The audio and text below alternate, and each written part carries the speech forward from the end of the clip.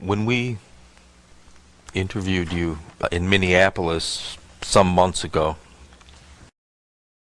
you made a comment to the effect that a debt was owed to the Drunken Indians for, as I understood it at the time, for maybe opening a path that later led to activists today. I don't know if you recall this, but I was curious to hear more about that.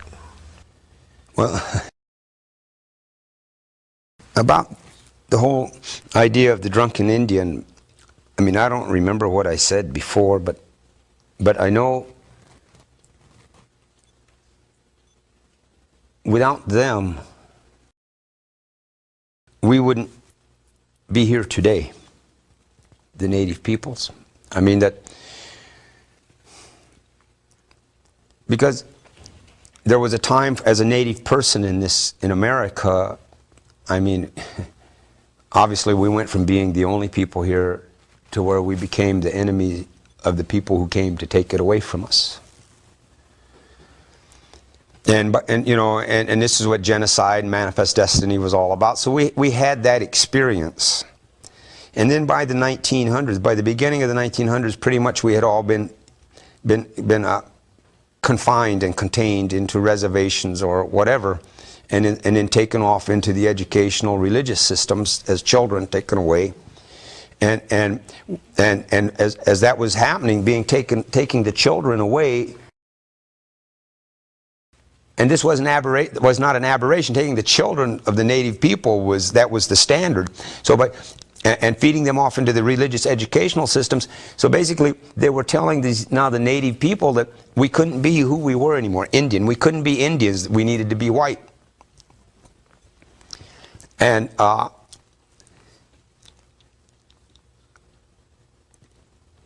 think that so here we were, historically speaking, in a situation where we couldn't be who we were, and we didn't want to be, right, who our oppressor wanted us to be.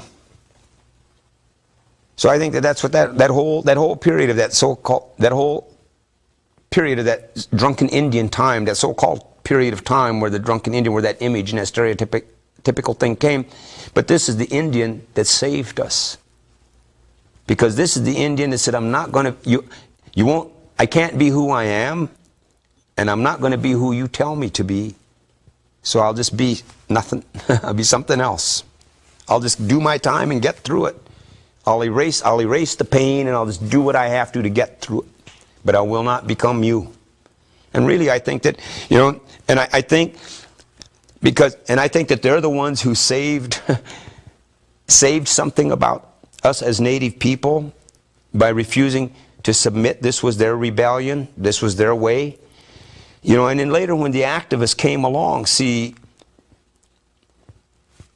I always felt that they made it possible for us activists later, because if they hadn't taken that route, they would have had to have the white mind or be destroyed from trying to be who they really are. So they protected the identity of who they really were, right, through this mask, wearing this disguise. I'm a human being. You will not recognize me as a human being, as who I truly am. So I will hide that, because I will hide that behind this so that you don't kill me.